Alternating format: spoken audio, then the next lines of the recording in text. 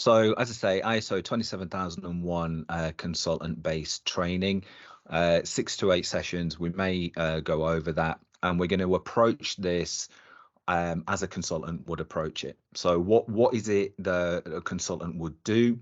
I'm going to give you tips and pointers and show you where you can do things, where a client can do things, how I would do it, and then how you can enhance your consulting, potentially to charge for things, and to add value or add to the services that you've got, and to handhold the client through it in a lot more detail.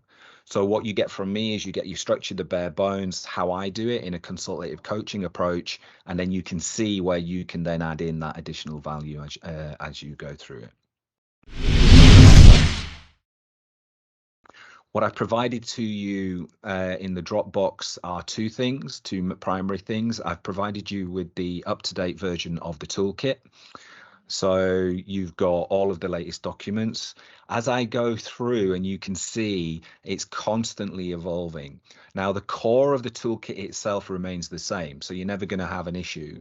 But if you just check in on it periodically, I will let you know when either we release new documents that can add value, or people provide continual feedback and they say, oh, we found this thing, or this would work, we'll make an enhancement to it. But the pack that you've got will pass the audit, no problem. It's just an ongoing piece. What I try to do is supplement it, and I've got a plan over the next few months to add in more videos, more guides, write more documents about the day-to-day running of the management system, again, just to empower people so that they can go through that. So the approach we're going to take is you're going to do it. Now, the reason that you're going to do it is so that you can experience what the customer experience is. At the end of this process, you should be 27001 stage ready, whether or not you choose to go for it or not. But it's about experience. It's about doing. It's about seeing. It's about gaining that knowledge and insight. And then it's about questioning and coming back and saying, well, these are the issues I had. These are the problems I've had. Why that way? What other way could we do it? So that you've got a full understanding about how you go into a client and how you deliver it. So it is pretty relatively intense. What I've also done is I've provided you with my ISMS, right? So that's what good looks like. Now that's passed and passes the certification process, and that is the templates populated with my information, right? Now that is clearly a small business implementation. So the way that we do it into different organizations, there will be more complexity within it. But what it does is it shows you as a baseline that even a 1-man, 2-man, 3-man band can certify, and how they can certify. Right. So one of the challenges that we're going to have when we go through UCAS certification is the cost and the rigor that they go through. They've set the bar high, right? They've set the bar high. I mean, the minimum audit days that I've ever seen, well, I say it's a little bit of a lie, really, because it was maybe 5 days for my audit. But as a minimum, you may be looking at 6 days of audit within their structure, right? And the reason being is that they're dictated to allegedly about how they do it. So 6 days of audit, potentially, $6,000 worth of cost.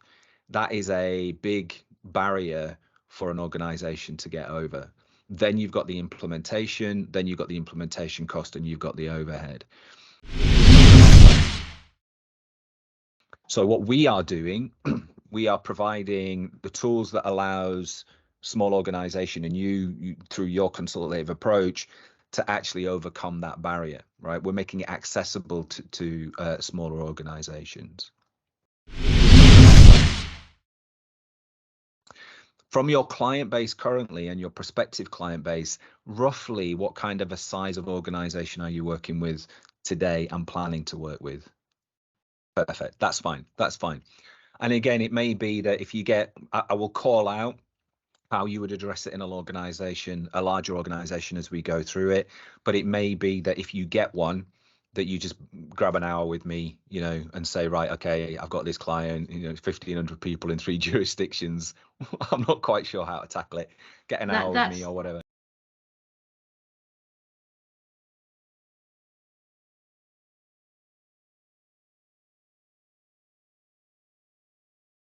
Of course, and we'll talk about that. Okay, so we'll start off with an overview, and then we'll talk about the governance, risk, and compliance framework and about how it all fits together. So when I engage with a client, I follow this approach that I'm following with you.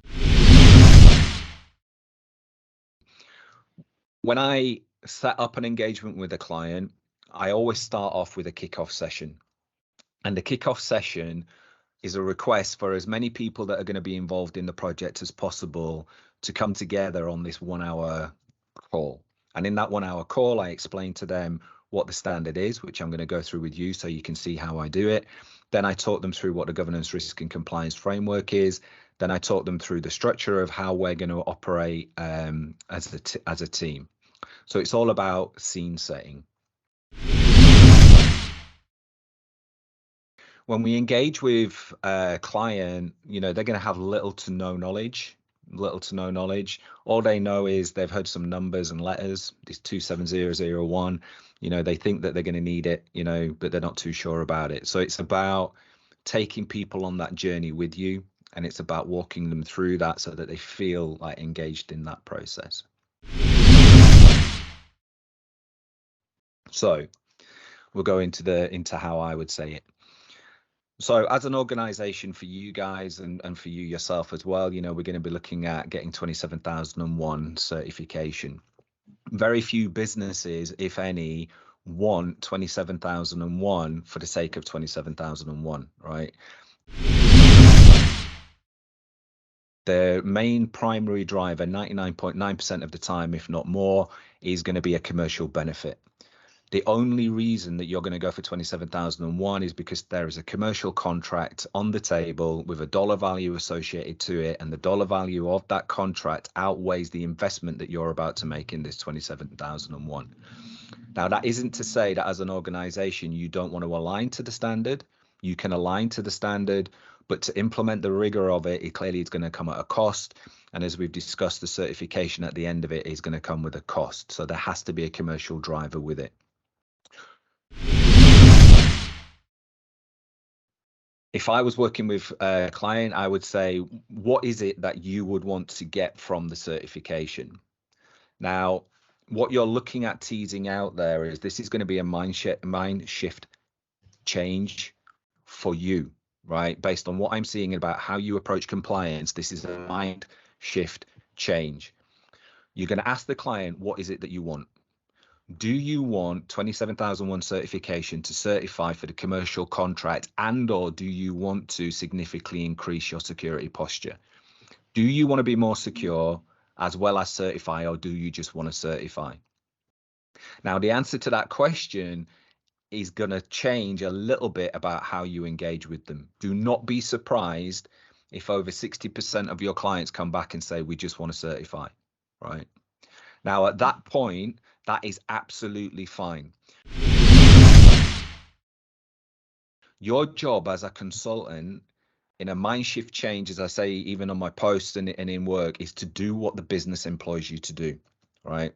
So my job is not to add barrier and complexity. My job is not to tell them to have 25 character passwords because that's what I've seen elsewhere. You know, my job is not to change them. My job is to enable them. So I'm going to listen throughout the process to what it is that they want to achieve. Then I'm going to find the way with the tools and within the bounds of the standard to get them what they want, right? Now, if you're lucky, they may say, actually, yeah, we do want to improve our controls, and that's fine too. What you're going to see, so we ask them the question, how do you want to approach it? Hopefully they say we want to be more secure. That's absolutely fine. So now we know in our head what our journey ahead is going to be. What barriers are we going to get? What friction are we going to get? How are we going to have to frame this? How much work are we going to have to do on documentation and paperwork to make everything right to pass the test and pass that audit? So we say to them, right, that's fine. So you're going for certification. So ISO 27001, International Standard for Information Security. We're going to need an accredited certification.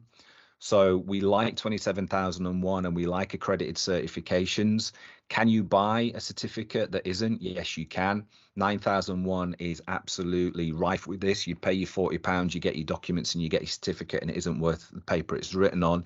And you can do that within 27001, but it is fewer and far between. The requirement for the certificate comes from your client. So if your client is asking you for an accredited certificate, you are providing them with an accredited certificate. We are never telling the client, we are always listening. So in that, I mean our client's client. So whatever our client's client is asking them is what it is that we're going to put in place. And we recommend an accredited certification. An accredited certification comes from an accredited certification body, and they are subject to their own rules and regulations, and they are in themselves subject to audit about how they audit individuals. In the United Kingdom, the certification oversight body is called UCAS, but globally there are many, right? Globally there are many. Now, at this point, client may say, can I certify with a UCAS certificate? I'm based in Australia, or I'm based in the US. So when we work with certification bodies, stepping outside and now consulting, we can work with whatever certification body you and I want.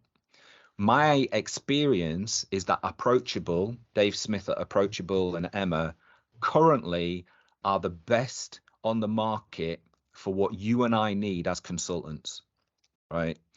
So they offer the lowest day rate of the certification bodies, and to date, they work with the most reasonable certification consultants. That isn't always the case.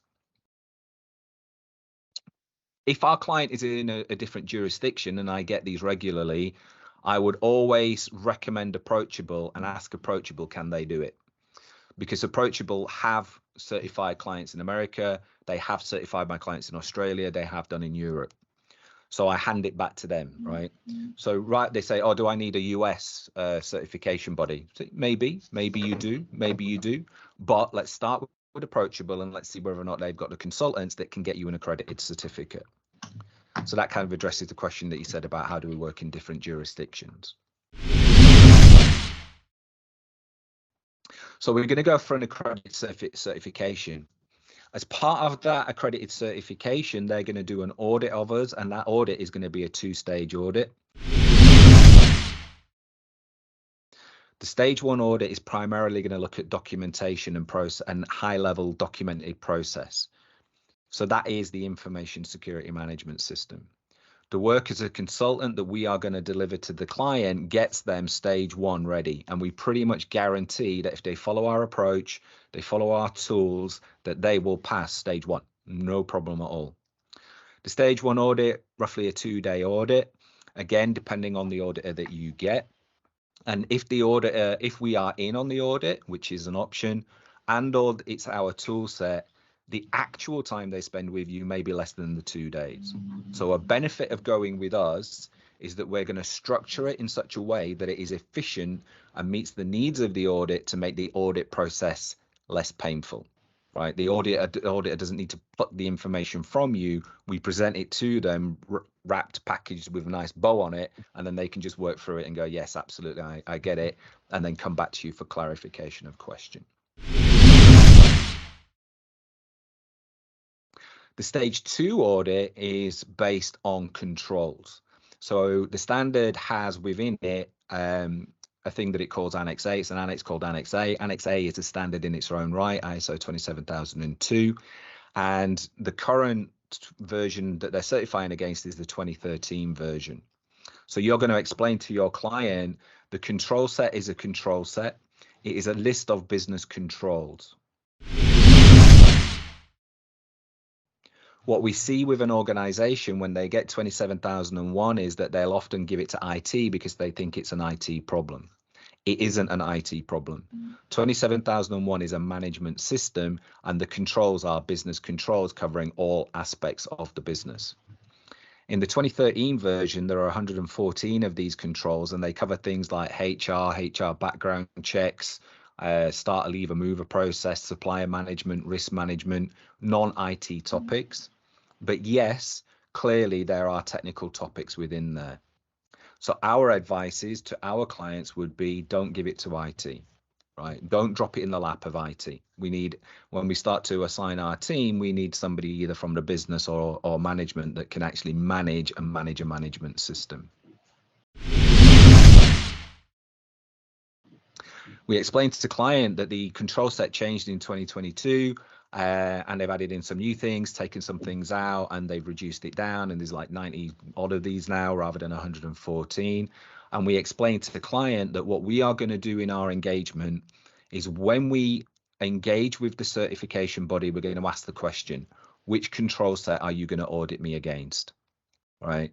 That is then going to dictate to us which controls we're going to consider for our organization.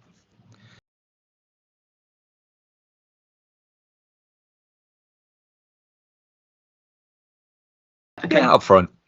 Yeah.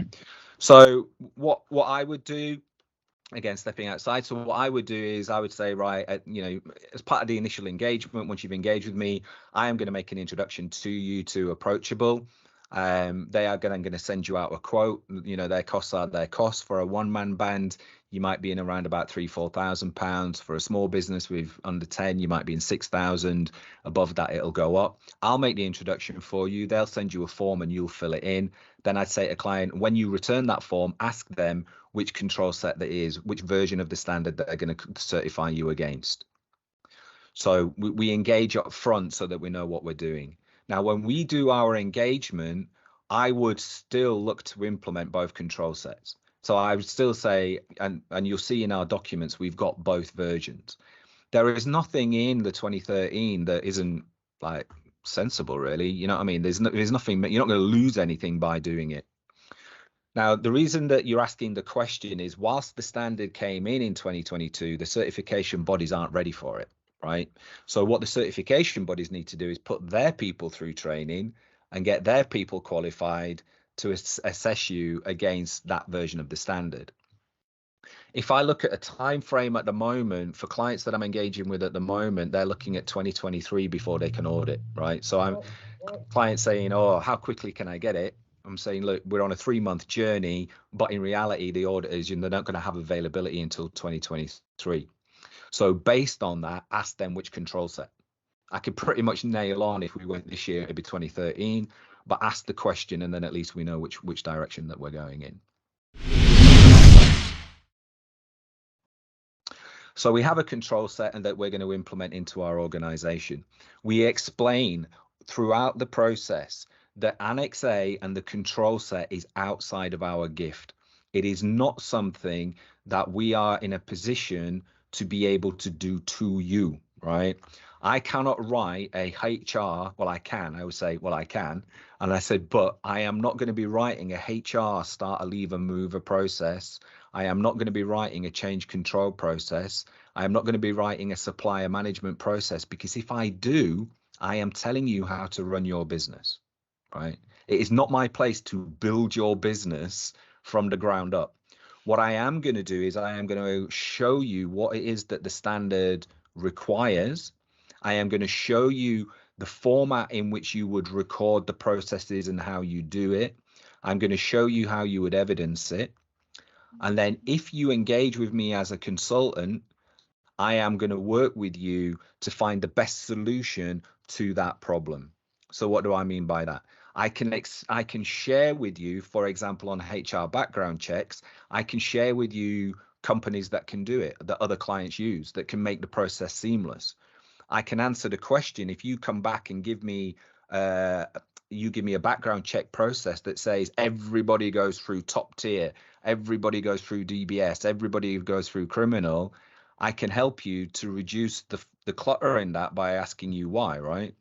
So what we want to do is we probably want to put high risk individuals, business administrators through the top tier, but why are you putting the receptionist through a top tier and all the grief of it? So I can help you with the process, but I can't write it for you. So that is a big step change. Now, again, stepping back a little bit, the journey of the consultant is you are going to help them in the first phase with a gap analysis. right? So these are the stages of it. Where can you make the money? Where can you add the value? Stage 1, gap analysis. Most consultants will do a gap analysis of a client. A gap analysis of a client is the equivalent of an internal audit. And we have the process and the documentation to show you how to do that. And we're going to cover that in one of the sessions. So if you're saying, well, how would I do it? We'll cover it because it's exactly the same as doing an internal audit. Your commercial question is whether or not you do a gap analysis or not. My experience is that a small company, I mean, pretty much any company, but a small company isn't going to have anything. And therefore, a gap analysis is pointless, right? So how I sell into a client when I'm selling my products and services, I say, when you go to a consultant, the first thing they're going to do is they're going to do a gap analysis. They're going to charge you £2,500 to £5,000 to tell you that you haven't got what you haven't got. They're going to tell you something you already know. Why are you going to pay them £2,500 to £5,000? That's me as customer advocate, right? That's me selling me, saving them £5,000 straight off. I've just saved you £5,000 straight off. As a consultant, you can do it the other way. As a consultant, you could say, I think that there is value in doing a gap analysis so that I can get an understanding of your products and your services and your team. I can start to understand how this framework can fit in, and then I can build a bespoke a management system designed specifically for you, right? So you can add in £2,500 to £5,000 worth of value to you commercially for you by packaging that in a way that the customer will buy it and see value in it. All right. So there's two different approaches to it, but that's the first part that you've got. The second part of the engagement that you've got is what we call the build and implement.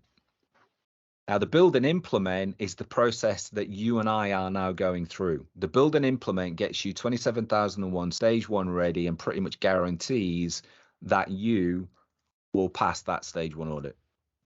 This is the second chunk of work.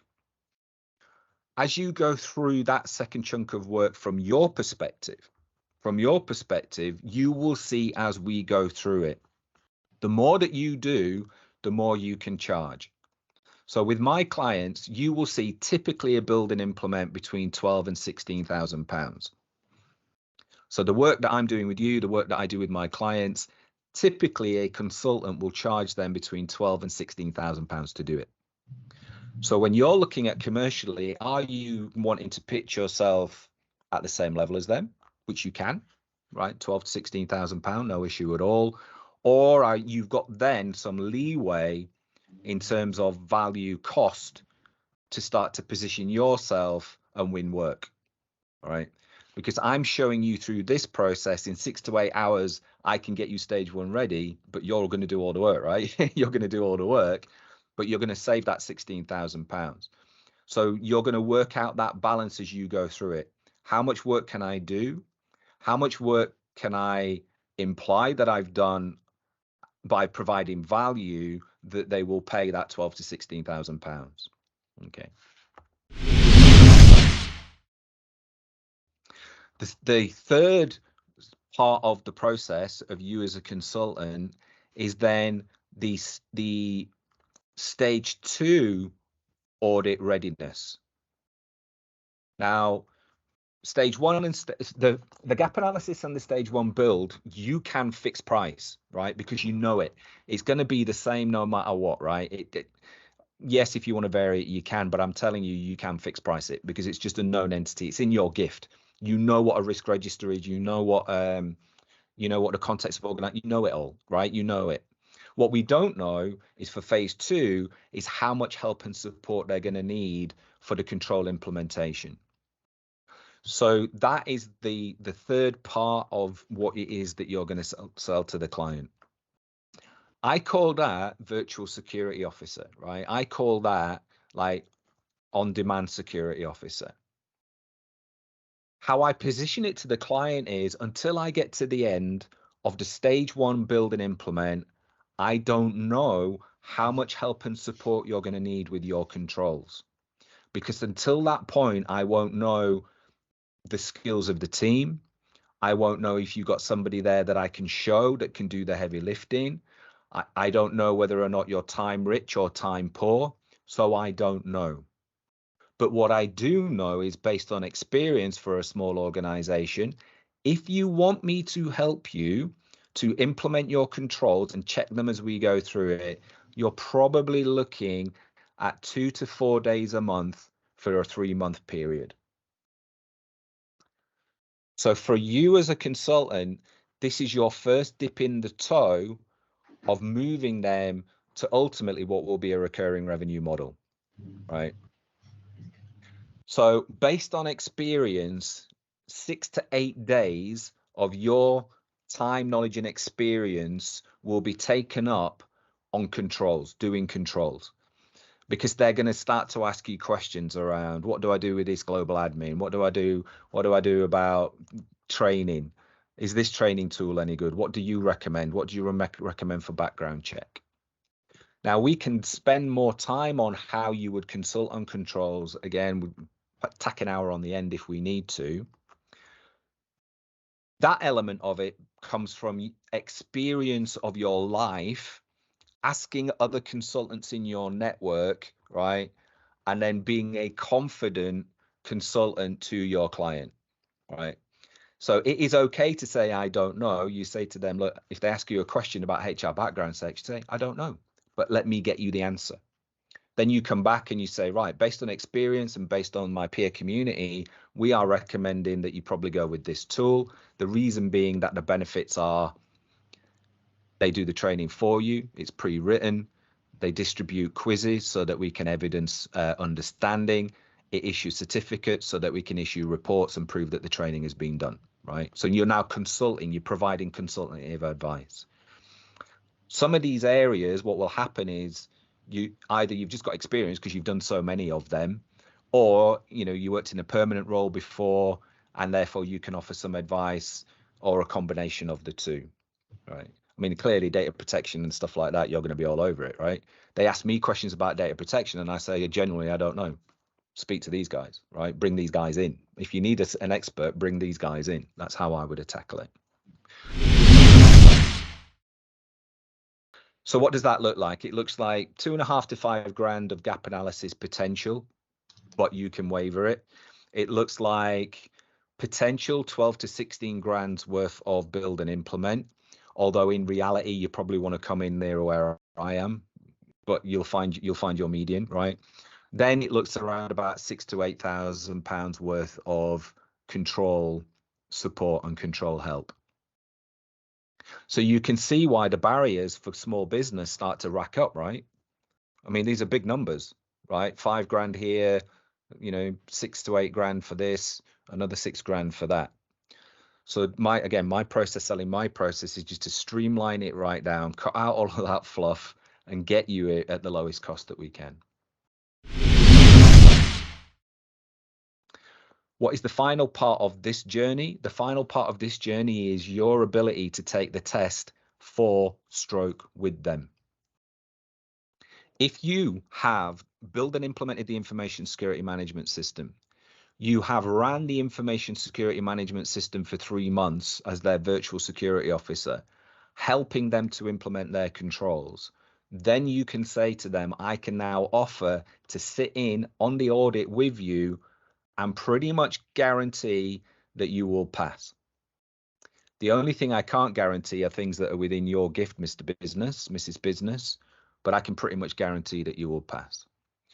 Now, to do that, I have to match the auditor day for day, and I need plus 1 day. So it's matching the auditor day for day plus a day at my day rate. Now, for me, I say to a client, look, I've got to match the audit a day for day plus a day. You're probably looking at 6 days worth of audit, although we don't know, we'll get confirmation. So you've got 6 grand plus a grand. So you've got 7 grand for me to take the test for you, and we'll pretty much guarantee that you'll pass it. So you've got a sale opportunity there. Now, again, from a commercial point of view, you have leeway within that, right? You have leeway within that. To sit in on the audit is a massive time sink. It can be up to 6 days of your life. But I know that if I've implemented the tool set and I know these auditors, I know in reality they're only probably going to spend maybe a couple of hours physically with me of my time. Even though I blocked it out, the reality is it isn't going to be that hard, right? So it's six grand for not that much like work, really. So this is why you can see that 27001 consultancy has this reputation of being expensive, because you've got 5 grand, then you've got your build and implement maybe at 12 grand, then you want your VSO on a recurring revenue at 2 grand, and then I want 8 grand to take the test for you. Clients sat there going, wow, this is a lot of money, right? And it is. So you will see as we go through the process where you can strip out, you can see behind the curtain of where they're over egging it, absolutely. And then we can talk together about what looks a good pricing model for you, right? We can find you a good pricing model, definitely, where you can compete. The final part of that journey is then the upsell into ongoing virtual security officer, right? The ongoing virtual security officer is where you say, look, this is a continually improving process, right? Continual improvement is built into it. There are things that have to happen every single month. Over a 12-month period, we have to do an internal audit of absolutely everything. So we're probably going to split that audit over the 12 months. We need to run your management review meetings. We need to keep on top of your risk register, blah, blah, blah. So you'll talk through all the bits that I'm going to show you that are need doing. Then you say to clients, and I can take care of that for you, right? Now, then it's up to you, right? So what I would say is I can take care of that for you. It's around about 12 to 24 days a year. What I can do is I can spread the cost of that for you so that you've got a fixed cost of 2 grand a month. For a smaller business, maybe a grand a month. So it's 12 days of work over the year. For that, I'm going to spread the cost. So £1,000 to £2,000 a month, and I'm going to take care of all of it for you. And when the audit has come back again, because the external audit has come back every year, I'm going to take care of that for you, and I'm going to sit in on that audit as well. So that's your upsell, right? And again, depending on the client, it may well be that they buy into that. So what you can start to see now is this is where it becomes, you know, 40, 50,000 pounds worth of engagement from something that started off as this is going to be a couple of grand to implement it. That is the model that a consultant will use on a business. I'm not saying to use it. I'm saying those are the steps that are involved, and that is how a consultant will sell it into an organization. You are in a good place because, like my other clients, you do data protection as well, right? So you can offer a blended service. Again, when you're looking at it commercially, your ability to say, look, I can take care of your DPO, I can take care of all of this. There's amalgamation with 27001. We're going to have to do data mapping and data flows and create ropers. Let me blend it together. Then on a recurring revenue, I'll take care of both of them for you at a cost that sounds reasonable, you know, to your client. So it gives you that additional revenue stream. Any questions around that? I know we're going to go fast. That's why we're recording it.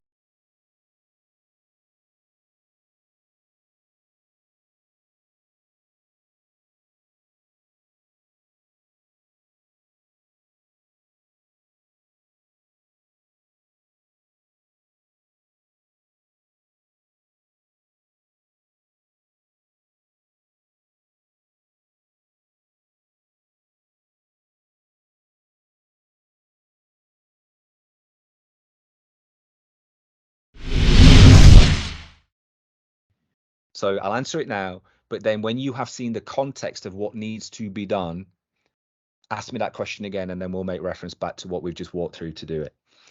I say to a client every single time is from 0 to certification audit 3 months, right?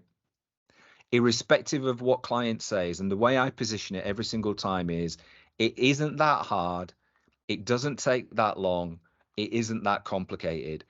If you set yourself a 12 to 18 month time frame to deliver this thing, you will do nothing for 9 months And then in month 9, you will come knocking on my door, and for 3 months we'll work hard to get it over the line. All you are doing by saying 12 to 18 months is you are kicking the can down the road. So don't engage with me until the point where you are 3 months out from going for certification audit. At the point that you engage with me, book your certification audit, book it and get it in the diary. You now have your stake in the ground, right? You have your driver. There will always be something more important. There will always be something that comes up. But you are about to embark on a journey where you are going to pay a certification auditor the best part of £6,000. You're going to pay me somewhere in the region of between £4,000 and £12,000. This is a big investment for you. It's nailed on. You are now committed to it, right?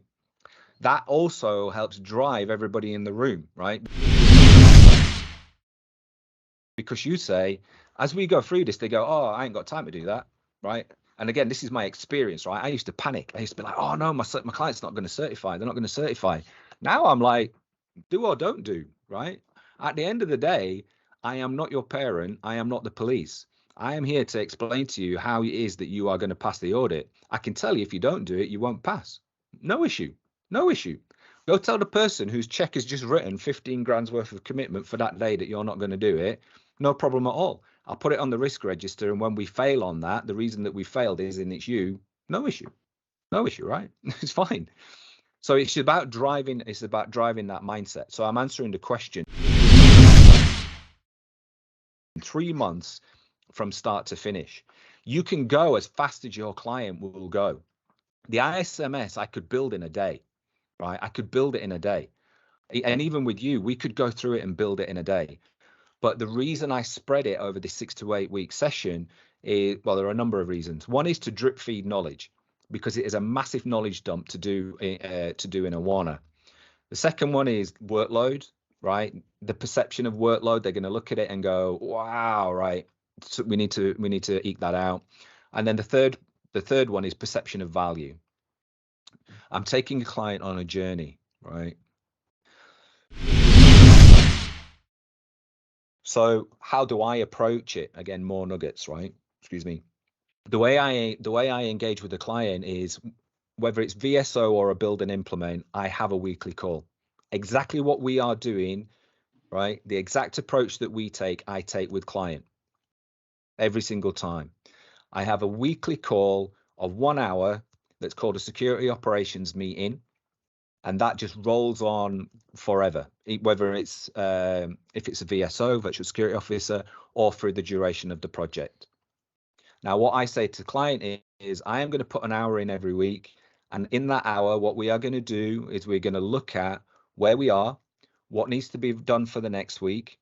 We're going to check the work that you did the previous week. I'm going to show you what it is that you need to do. I'm going to train you on it. I'm going to answer any questions that you have about it. We're going to make it specific to you, and then you are going to go away and next week, and then you're going to come back and do it. So exactly how I am engaging with you, I would engage with client. Again, there are things at play. It's about accountability.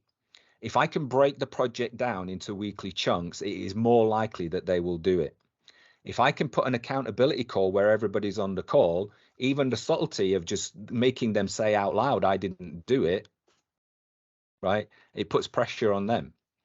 And it's like I say to you, with the same conversation, if when we get through each session and I give you it to do next week, if you don't do it, that's absolutely fine. It doesn't stop me, right? I will move on, right? Now, my value add is, and you can, in time, when I make them a little bit more professional, you can share these videos with your clients as well if you want, because what I say to client is I'm going to teach you on it and I'm going to show you it. I'm going to answer your questions on it and I'm going to track you on it. And if you haven't done it by next week, that's fine. I'm going to leave you with the guide and I'm going to leave you with the video. And when you are ready to do it, you can address it. But know that we won't certify unless you do, right? So it isn't your get out of jail free card, but what it is it's your fallback stopper that either you or somebody else in the business can come back to it later. The reason that I do videos and guides is the number of client engagements that I've been on where the person changes, right? So I train you and I spend ages talking to you about risk management and risk register, and the person's glazed over and thinking, this isn't me. And then next week they come back and go, well, I spoke to my boss and actually it's this person over here. Can you now train them? Massive time sink, massive time sink. Now you've got two ways of dealing with that as a consultant. And again, based on experience and the way my other consultants work, you can either, well, there are three ways. Number one is you can suck it up, right? You can retrain, you can cover old ground again. Those clients just burn your time because you're forever telling them the same thing over and over again. The second thing you can do is you can draw a line in the sand and be a little bit harder and say, yes, I can redo it. I'm billing you, right? So my hourly rate is £200 an hour, £1,000 a day, £500 for half a day, or £200 an hour. So to retrain you, you're looking at half a day, so it's £500. Or to retrain that person, it's an hour, it's £200. You bill them for your time. Or where I've got to, because I'm old and grumpy, is nah, there's a video on it, you've got the guide on it, you had the chance, go and watch the video. So again, how you approach your clients is going to be entirely up to you. There is an additional revenue model that you can get in there, or it's about managing the relationship with the client. But do not get stuck with these clients covering the same ground over and over and over again. It'll just drive you insane. Anyway, it is what it is. So that's going to be the time frame of it. We will look as we go through this where the biggest client time sinks are. So I am going to show you a structured approach to how I would do it, but there may be steps that you go, again, based on experience, I'm going to hit that one first because I know it's going to take them forever. So whilst I see the logic of the flow of the implementation, I'm coming in at step 3 because I need to give them the time to provide me with the information they're going to provide me. Let me give you an example. The time sinks for the client and the ones where you're going to have a problem are asset registers. An asset register in a format that you require it. A physical asset register is a register of any asset that stores, processes, or transmits data. And whilst we call it a physical asset register, we also include virtual machines.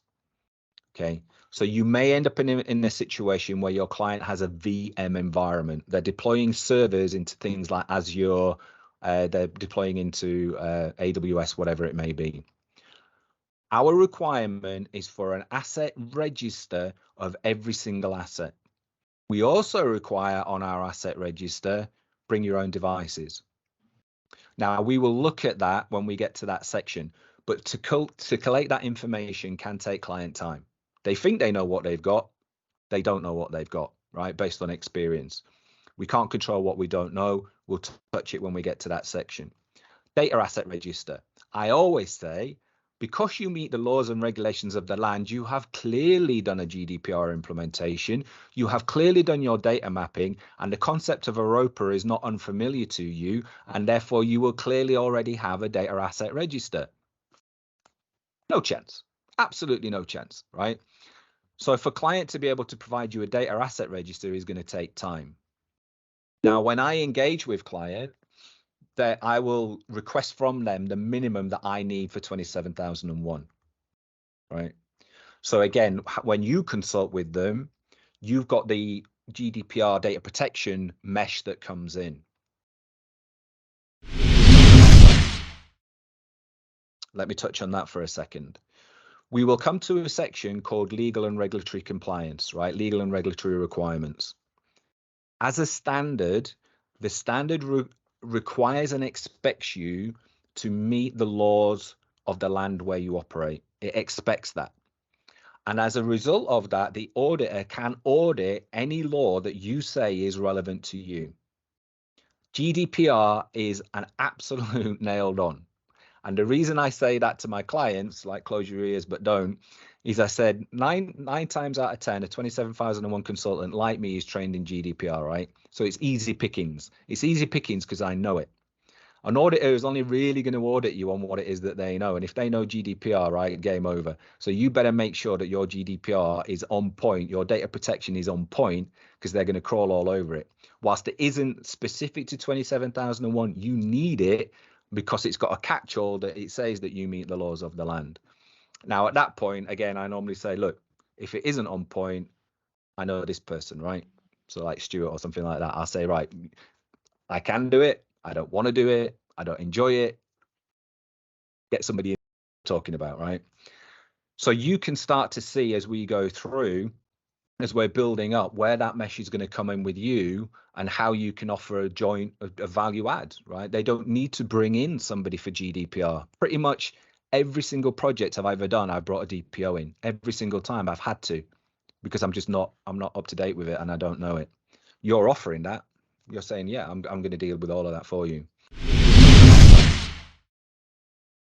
So back to time syncs. Physical asset register, time sync. Data asset register, time sync. List of third-party suppliers, time sync. Depending on the complexity of your organization, some might be 10, 15 suppliers. Some of them are hundreds, right? To be able to complete the supplier register, when we get to that, you'll see what we need for that can take them time. So they are usually the things. So you say, how quick can we go? So I could do it in a day, right? Assuming you know everything about you, like how hard can it be to know about you? And they go, yeah, we do. I go, okay, what assets have you got? We don't know. What data have you got? We don't know. Who are your suppliers? We don't know. So, well, go away and find out. It'll take as long as it takes for you to know what you know about you. I'm not a mind reader. How can I know who your suppliers are? I can't fill it in for you, right? So that will be the thing that will slow you down. The second thing that will slow you down for certification is writing an evidencing process. Now we're going to follow the structure about how you get there. You wouldn't start a client off day one going, go away and document your processes. You wouldn't. There's a structured approach to how you do it. But when you get to that, when we get to the end of stage one, when we get to the built information security management system, logically, you would then start your processes. That can take time, because what client has to do is write down what they do, not what they think that I want to hear. Write down what it is that you do. And again, we give them guidance on the level that they need to go to. Then when they've done that, they need to be able to show us that they do what they said they did. Now, again, how hard is it for you to write down what you do? Oh, I can't do it. I can't do it, right? Like, why can't you do it? Do you not know what you do, right? So another barrier, probably one of the first barriers that we'll touch on, one of the first barriers you'll touch on is people not writing processes. And to overcome that one, again, you're going to use your influencing skills with the leadership team, the management team, the person who's paying the check, who's feeling the pain because they've got this audit coming up, to help you to get them to write down their processes. Again, because of my age and my facetiousness, is like, I'm like, how can you do a job that you don't know, right? I am not asking you to do anything other than to write down what it is that you do. How hard is that? To management, I say, if these people can't write down what it is that they do for a living, you're paying these people to do a job. You're paying them, right? What are you paying them for? Like, you don't even know what they do and they don't know what they do. Like, how hard is it, right? So where we have a potential additional mesh is in 9001. Right. So for 9001 and quality management is about documenting your processes, etc. It isn't within my gift or my wheelhouse. I don't do 9001 because for me there is no value in it. It may be something that you want to train in and then offer to your client as well. You know, your ability to say, look, we can get you GDPR, whatever it is, 27001 and 9001. And it is a request. You know, maybe 60% of my clients will say, can you do 9001 for me as well? And again, for them, I say no, because there's no money in it and it's just a ball ache language. And then I said, I'll get you somebody to do it. Right. And then they'll charge you. So there is an opportunity for you there if you start to see that coming through, that you can train and deliver it. But time sync wise, that is a time sync. Getting them to write that down and evidence that can be a time sync. So that's why I say 3 months.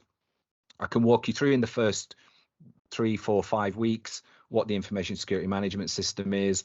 I can kick you off on writing your process before we get to the end of the build and implement. The prerequisite for the writing the processes is the policies. To do the policy step, review and approve the policy. Once we've got that approved, that is your trigger to do process, right? I've got the policy that says what I do that triggers then off into the actual processes.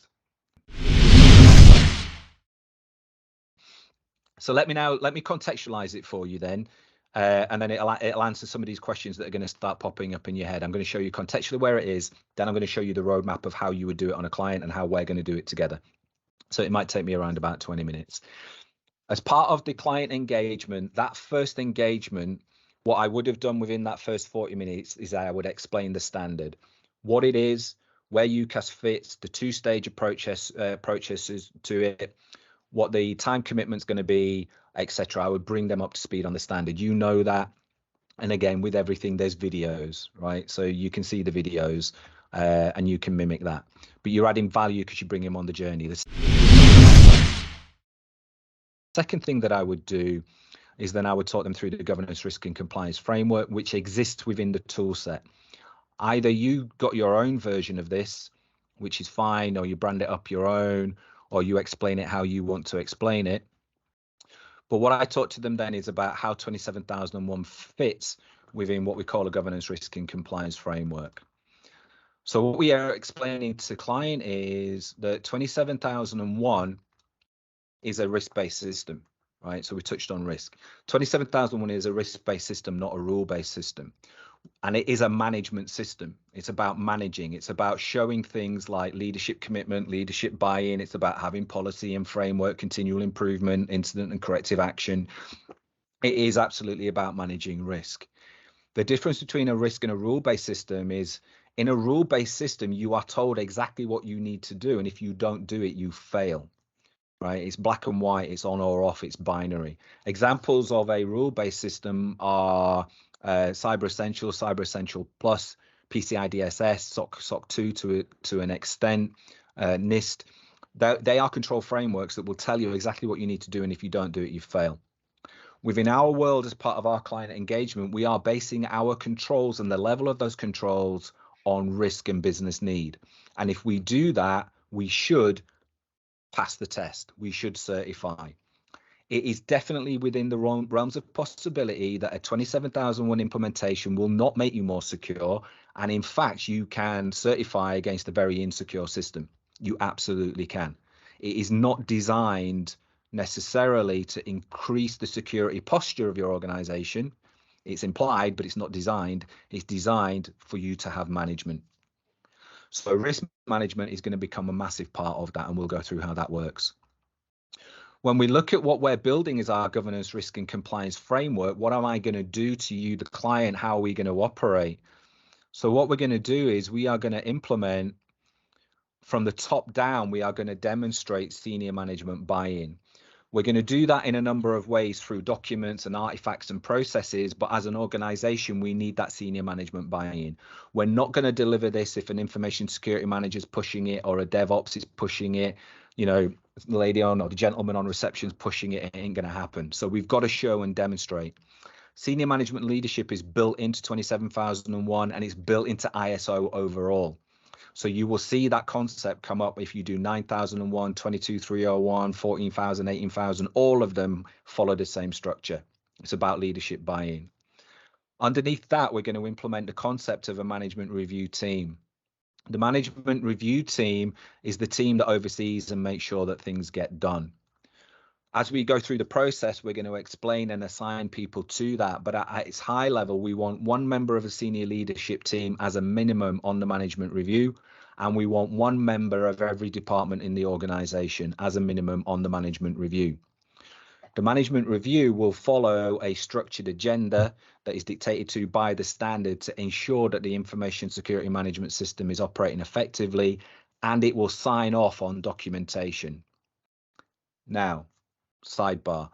When it comes to signing off on documentation and signing things like policies, there are different ways that you can do it, right? Some organizations will use DocuSign. Some organizations will print out and get what like the wet signature. You can do that. My experiences are they're just for a small 1-man, 2-man, 3-man, 4-man band, they're a pain, right? So the way that I do it is and I'll show you the structure of it, is I take the documentation to the management review team for review.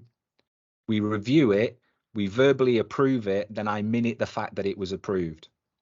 Then I update my documentation to say reviewed and approved at management review team with the date. What that gives me is it gives me a thread to the auditor that says, look, the document says it was signed off at the management review meeting. Here's the minutes to the meeting. It happened on this day with these people in the room and they all approved it. And because my management review team is made up of a member of senior leadership plus every operational leader, you've got company sign off. And that has been and is sufficient. But as I say, it might be in some organizations, they want to do digital signature because their documents are now in this tool or in Confluence or whatever. And all of that is fine, right? Or whatever approach. And again, we can ask me questions. But the management review team oversees. What do they oversee and approve? They oversee and approve policies and procedures. So to client, I say, what we're going to do is we're going to put in place policies, and policies are statements of what we do. They're not statements how we do it.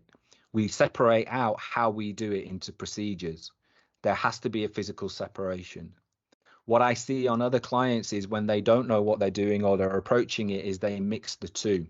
So you will end up with a policy with process steps in it. If you do that, you cause yourself a little bit of a problem because that potentially then you can't share that policy externally. If your policy has process steps about software development that are unique to you, then you're going to be giving away your IP. If it has data within it that has people's names and email addresses because email this person, then you're potentially in breach of GDPR, potentially, depending on whether or not, various considerations. So we're separating it out. We've got a logical, this is what we do, and then we've got the physical processes about how we do it. Those policies and procedures we're going to base on risk. So when we do our risk approach and our risk assessment, the policies we need, the controls and processes we need are based on risk. And the level that we implement them are also based on risk. So I have the question that comes up regularly, can I have a password management system that's on, we never change it and it's got one character in it? I'm like, yes, you can, right? As long as you manage it through risk, as long as you follow your risk management process, which will mean it goes on a risk register, it gets risk assessed and classified, that it goes to the management review meeting and that risk acceptance get approved and gets minuted. As long as we follow that and document that, then technically, yes. Now, the reality is an auditor would probably fail you on it, but the standard allows it. The standard allows it because it's based on risk. It doesn't say you have to have an 18-character password. Our policies and procedures are subject to audit. We're going to do three kinds of audit. As a company, we have to internally audit ourselves at least once a year. Now, when we do our audit, we say, how did you plan your audit? We planned our audit based on business availability and risk, right? That ticks the box for the auditor. The reality is you make it look like, anyway, we'll get to that later on. It depends whether you're doing it properly or not, right? But you do your audit based on risk, but we do an internal audit. Then we're going to have an external audit. That's your certification audit. And that happens every year. Year one, everything is audited by the external auditor. Year two, a subset. Year three, a subset. Year four, guess what? They're coming back and we're doing the whole thing again. All the cost of year one again, all the pain of year one again. We're doing it all over again. The third type of audit we're going to get is a client audit. So the client audit could be as simple as client asking you for a document. Have you got a clear desk policy, an information security policy, a data protection policy? The way that we are building and we have built our documentation and our framework is designed to satisfy those requirements. It is streamlined, it is efficient, and it satisfies the requirements of requests we know we're going to get, right? So if people say, why don't you have one massive policy? We'll talk about that when we get to policies. But one of the reasons that we don't have it is because you won't get asked for that. You'll get asked, do you have a clear desk policy? Yes, we do. So I've got things in the names that I know you're going to get asked for them in. So three audits: internal, external, and client audits. Our policies and procedures are applied to staff and third parties. If people are not told what to do, then how can they be expected to do it? Within the HR realm, HR will tell you they can't invoke a disciplinary process unless you've told a person what's expected of them. How can you? right? If they email a customer database to the wrong person, but you never told them don't do it, then how are you going to ever hold them to account? So we're going to apply these policies and procedures to staff and third parties, and our staff and third parties are going to have incidents. And an incident is a deviation to process or policy. It's when something goes wrong, and that's fine, right? It's expected. We don't have an issue with that. Incidents can be traditional incidents, losing a laptop on a train, leaving it in the boot of a car, going into a restaurant, coming out and finding your card's been burgled. It can be emailing a customer database to the wrong customer, right? It can be traditional security where people have passes to get into buildings, but they tailgate. So tailgating is following somebody in and not tapping in. So there's a number of different incidents, but what those incidents are going to do, along with our risks and our audits, are lead to continual improvements, things that need to happen to make our information security management system better. Those improvements might be it needs to go on the risk register, maybe, and be managed through risk. It might be we need to change the policy or change the process. It might be that we need to bring in some additional education because actually we haven't educated people for a while on that, and that's fine. We'll teach them about tailgating. We'll teach them about phishing emails, whatever it may be. So it doesn't have to be an expensive continual improvement. It could be just a check, a communication check. But that continual improvement is reported back to and approved and signed off by the management review team, and that closes off the loop. So if we need to change something, management review team approves it. Oh my God, why did we implement this email filter that means I'm not getting any emails back from all of my clients? We did it because it was a continual improvement, and your boss agreed it, and his boss agreed it, and the management review team agreed it. And okay, there's a failure in communication because we didn't explain it properly, but that's the reason why it happened. A lot of this potentially, again, yes, it's the standard, it is the standard, but you are documenting everything because if it isn't written down, it doesn't exist. If an auditor can't see it, it didn't happen. So when we create minutes of meetings and we create this paper trail, if it isn't written down, it never happened. The second thing is you are absolutely, as a consultant, covering your ass, right? You are absolutely covering your ass. I am minuting the security operations meeting on a weekly basis. I'm minuting that, and I'm keeping minutes of it. I'm minuting the management review teams when decisions are made. Because when that person sells you down the river and says, oh, no, I never did that, you go, yeah, I think you're probably right. It's just I've got these meetings when we were all in the meeting and we minuted it and you approved the minutes. But yeah, okay. I can understand why you might have forgotten it, right? So you're covering your back. So that gives you the process of governance framework. We explain that to the client so that they understand how that fits. We then explain to client in that first session about where 27001 fits. So what we're saying is obviously we've got management buy-in and we've got the management review team, but we're explaining that 27001 is a foundation. It's the bare minimum. And if we do it right, it allows us to build upon that with the additional requirements of other standards and other regulations. We can build on that additional requirements around GDPR, right? If GDPR has things about pseudonymization and this, that, and the other, we can build those rules in to the framework that we have deployed for 27001. Same with PCI. If PCI brings in additional control around password, then fine, then we update our policy to say it's no longer 1 character long and never reviewed to be whatever else PCI says, right? We're just enhancing it. We're continually improving it. But underneath all of that, what we are going to do is we are going to deploy modules that satisfy all requirements. So what do I mean by that?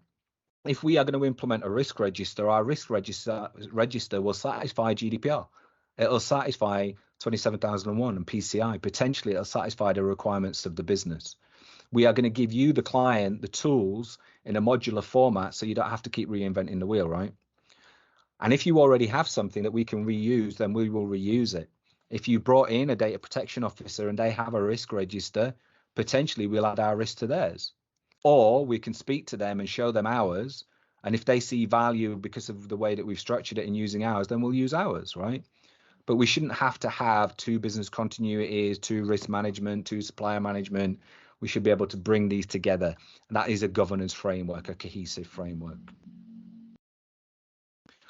So that's that. I'm going to show you the structure now of how we would do the project, but I just want to say, is there anything that I've not been clear on or anything that you want to ask?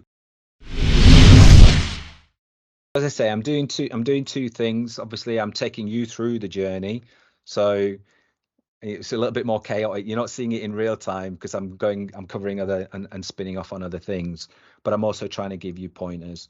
What I want to take away from that first part is, in your first session, cover off what the standard is, cover off what the journey is, cover off about the UCAS, about the time frame, bring the people in the room up to date with knowledge, give them the knowledge of the standard and why we're doing it. Find your own style and your own rhythm, but for me, I call it out for what it is, right? Commercial benefit. Hear what it is that your client's saying to you and then reflect it back to them. If they're saying we want to increase our posture, this standard increases your security posture. If they're saying we want to win a bid, it wins you that bid. We're just reflecting back to them as we explain what the standard is, how it meets their need. Then either do or don't, but I like to show the governance framework because I want to show them overall how it fits together, so they can start to see the pieces coming together and how they're going to fit within it. The final part of this puzzle, just to talk about for today, for the last however long it takes. So what I've done is, and again, I've put into the folder for you now. Within the toolkit, there is a implementation guide that I'm always working on, and there's an implementation checklist that I'm always working on. But for you guys, I've done it in a slightly different way, right? The way that it's set out in the pack, and you've got both versions, right? The way that it's set out in the pack is as if it's if somebody is doing it without me or without you. So the steps are exactly the same. It's just the order that you're going to tackle them.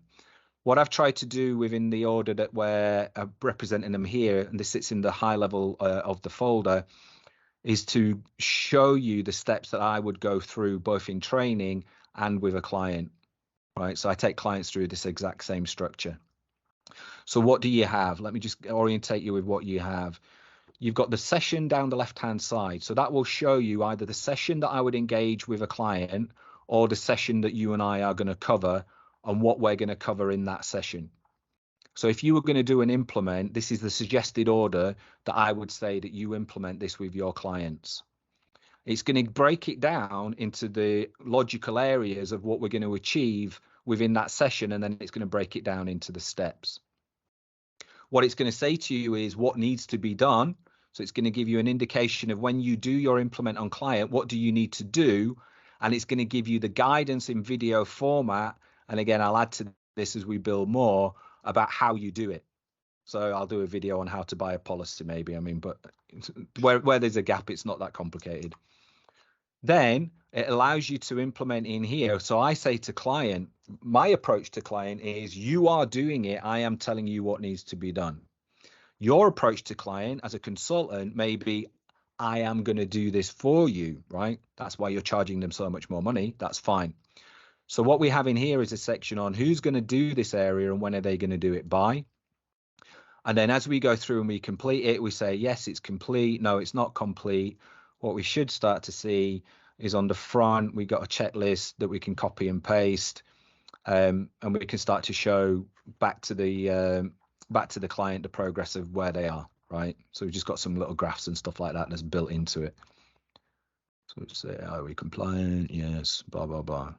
So that's just about your ability to, you could like screenshot that.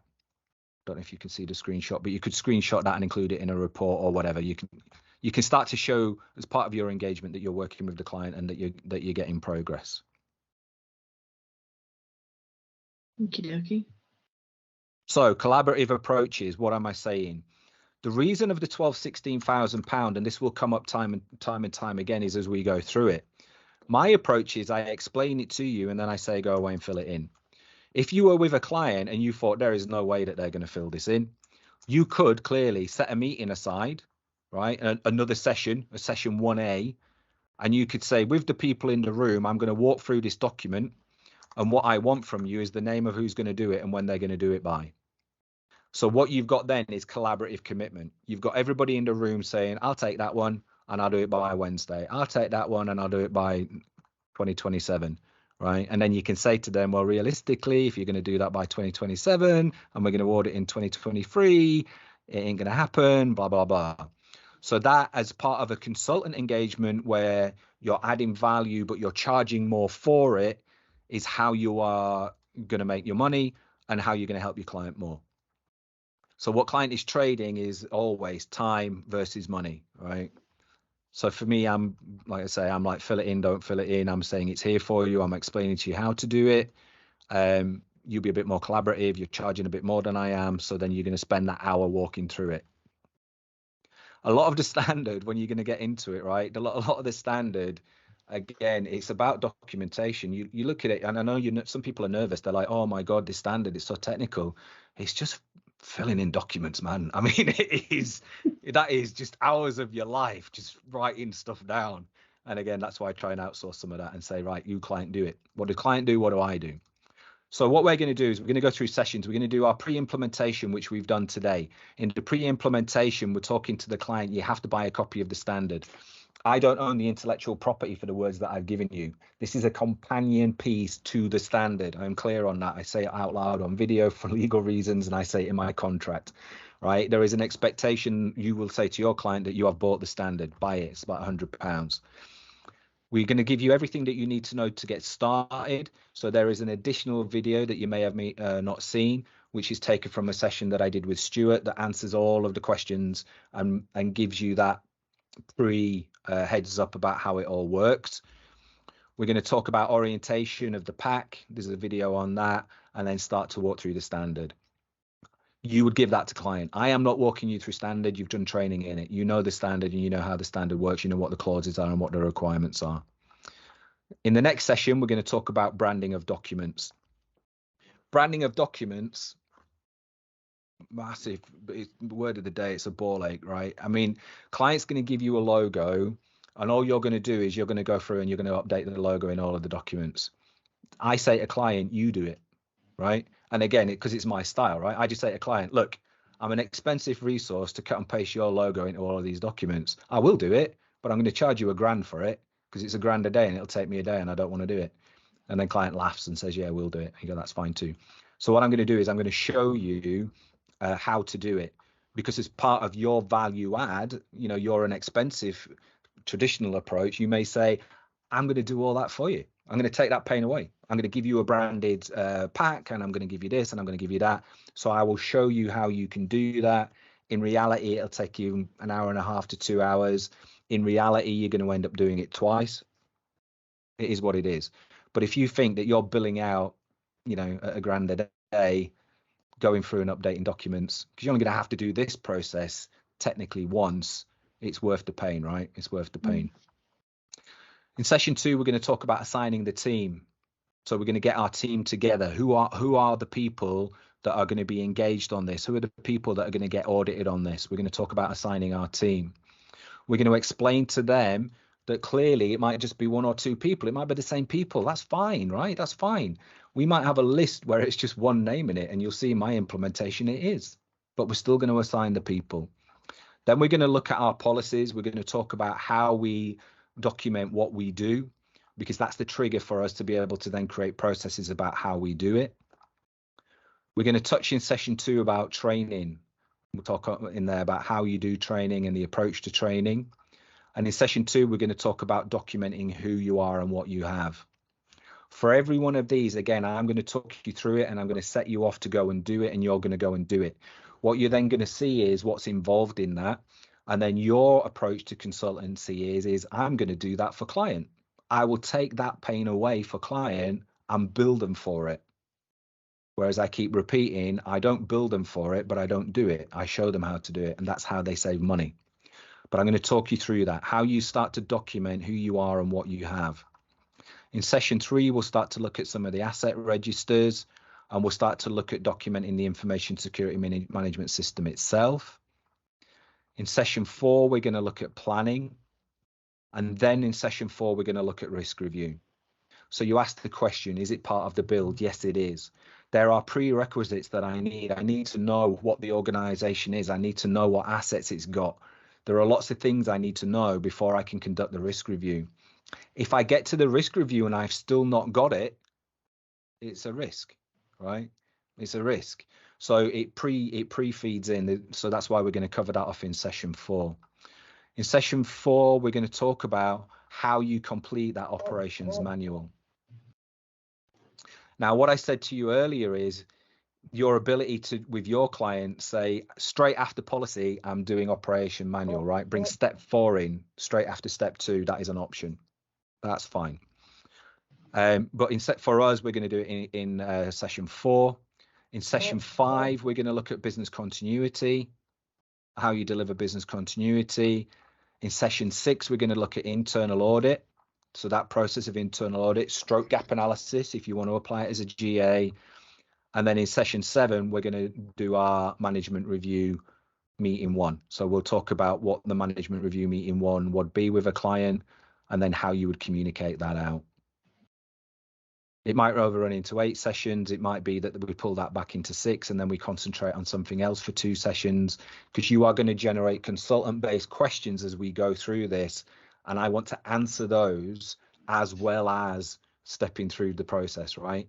You've got to get from this what you need from it. So start building up your questions as you go. And if we bolt on a session or 2 at the end to cover them, then we will. Okay. So that gives you the approach to it. If you were to filter it again, I said to client yesterday, same thing. I don't need to teach you how Excel works. But if you came in here and said, right, I just want to look at everything that's in 3, you just filter it on 3 and it gives you all the steps for 3. Just Excel. Yeah.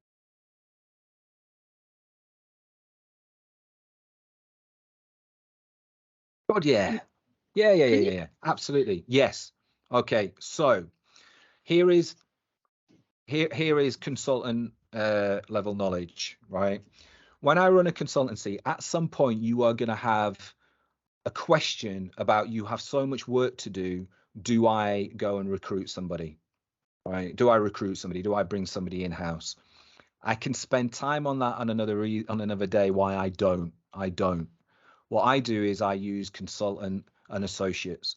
So the majority of the 27001 work I now get, I give to people like yourself that I've trained, because I know they'll do it my way, right? And if you ever want to know how that works, speak to Stuart Anderson, because he gets more work than he can cope with at the minute through me. It's just ridiculous. So the reason I don't employ somebody, and I could, right? I could say, right, I've got enough work to employ Stuart. I could. But then you've got loads of problems about time management and billable hours and this, that, and the other. The reality for a full-time employee is, dependent on your cost base, you want them to earn you 2.5 to 3.5 times what they're billing. They have to, right? So you can pay them. Yeah, they need to bill 2.5 to 3.5 times what they're being paid. So you get a 27,001 consultant, and we laugh in community now. I want £90,000 a year. I'm going to work 3 days a week, and I'm only working remotely. You go, okay, if you're going to do that, 9, 18, 20, you've got to bring me 270 grand in billable work.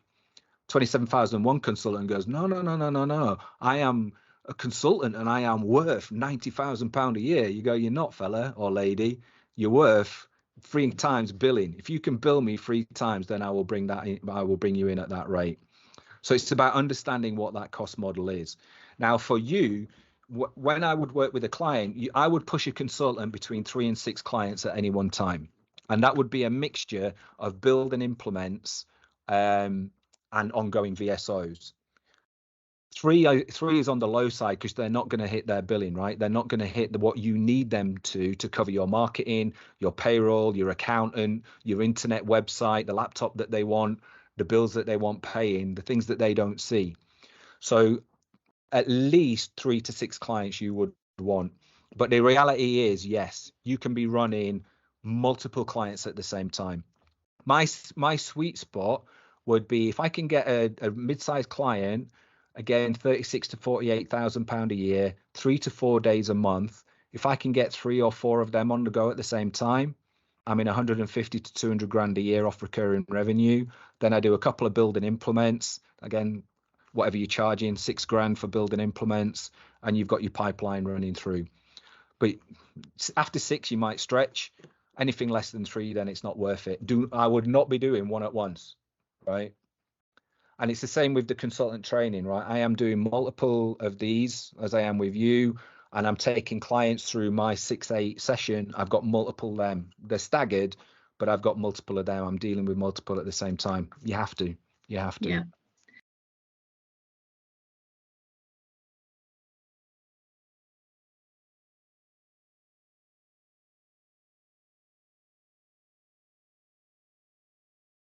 When we get to the end of the process, you will see all of the work that needs doing.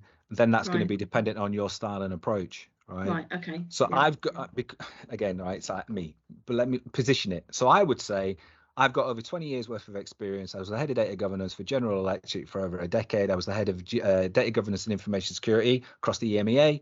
And on top of that, I built and sold my own cybersecurity consultancy. This is what I say to client all the time. And as a result of that, yes, I can do your implementation for you, but it's going to cost you. Or I can pass you on to an associate consultant. And normally they say, well, we'll pay you. And I say, well, speak to the associate first, see, and then if they can satisfy the problem at a lot less than I'm going to charge you, then go with them, right? Because it makes commercial sense, because I'm always on the customer's advocate. But now the reality of it is, based on my experience, no matter what I charge you, I will only ever spend an hour a week with you. No matter what I charge you, I will only spend an hour a week with you. Because what you're not buying from me is my time. You're buying my value. And I can, within my hour a week, absolutely get you what you need to the nth degree, right? To the ninja level. So I've got 4 hours a month at a push, maybe 6, right? If I have to have a sidebar meeting, because I'll always offer that. I'll always say, if at any point anybody wants a one-to-one, they're uncomfortable speaking in a group, you don't want to look silly, you want to speak to me, take a sidebar meeting with me and I'll help you offline. But in reality, very few do it. So for me, no matter what I charge you, as a rule, I'm doing 4 hours a month for you, as a rule. Then within that 12-month period, where is my time sink? My time sink is in doing your internal audit. Now, it'll take me a day to do your internal audit and document it so it looks like you've been doing what you should be doing, if that's what I need to do. It'll take me a day to do that. And then I need to get your documents up to date before the audit happens, and it'll take me a day to do that. So it really depends on what your style is, what your approach is. If you are going to walk them through, oh, let's have a meeting and fill in the accountability matrix, everybody, you tell me and I'll type it in, that's going to take forever. I just go, here it is, go do it. Go do it. And then I'm going to come and check it. And when I come and check it, if you haven't done it, I'm going to tell you haven't done it. I'll tell you what you should do to make it fixed. But that's my approach, right? Because what they're paying me for is that knowledge, right? They're paying for, okay, like how do I do this? How can I make this more efficient? And I'm like, do this, speak to these people, speak to this supplier, make that process simpler, cut that out. And that comes from just doing it day in, day out for years and years and years, right? As a side, again, I have clients that say to me, what is your day rate? And I say, I'll tell you my day rate. I can be £400 a day for 30 days, or I can be £1,000 a day for 2 days. The day rate is irrelevant. What you're paying is solution outcome. And what you want at the end of this is you want that certification. And what I'm telling you is this is the cost that's associated with me, right? So it's a long-winded answer to tell you is it's going to depend, and it's going to be based on your style. It's going to depend. So consulting is a confidence play as well, right? You're projecting confidence onto that client. I say within my other videos, a consultant will charge you what they can get away with, right? Yeah. And I'm open and honest with it, because I strip it back and I say, no, I'm only going to charge you the minimum because I don't need to, right? But your time, you should factor into that a day a month, right? A day a month. If you were doing it in my approach, sorry, a day a week, you would need a day a week. Then before the audit, you're going to have to do an internal audit. You're going to tidy up all their documents, look for the foo bars. You're going to get them in a meeting for an hour, which is all covered. Tell them what not to say in the audit. If they're paying you to be in the audit, then you're going to be in the audit.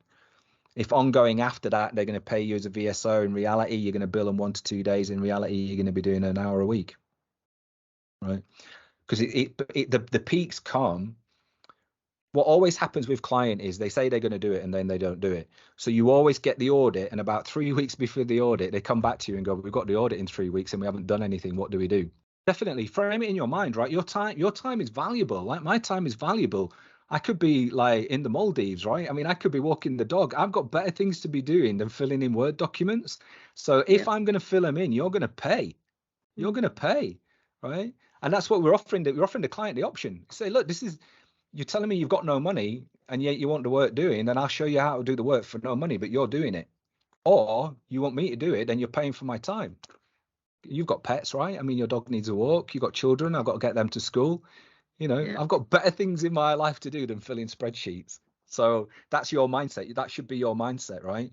Your value is in the knowledge that you've got that can guide them through the process. There is zero value in reality of you filling in a Word document or a spreadsheet. Where's the value in that? Your knowledge of GDPR is through the roof, not you filling in the ROPA for them. Yours is about, right, guys, this is what we need. This is how we do the process maps. Let me sit with your team and explain how you map it. Give me this information back. You haven't given me enough. Okay, I'm plucking a thread. Where does that thread go? Okay, well, you didn't tell me about that data store. Apply this process to that data store. I'm guessing that's how you would work in your GDPR world. You're doing the same in my world. You're not sitting there filling it in for them. You're telling them. We're consultants. So we're consulting and providing knowledge, and we're providing value. Yeah, that's how I look at it. I'm not like admins, that's them, that's their job. It should be there already. They're paid. Somebody's paid to do it. Somebody's paid to do change control. You're paid to do change control. Write down what you do. Like, it's in your job description. Write it down. How hard is it? Anyway, sorry. Excellent. Okay, well, I've overloaded you and we're taking an hour and a half, which is absolutely fine.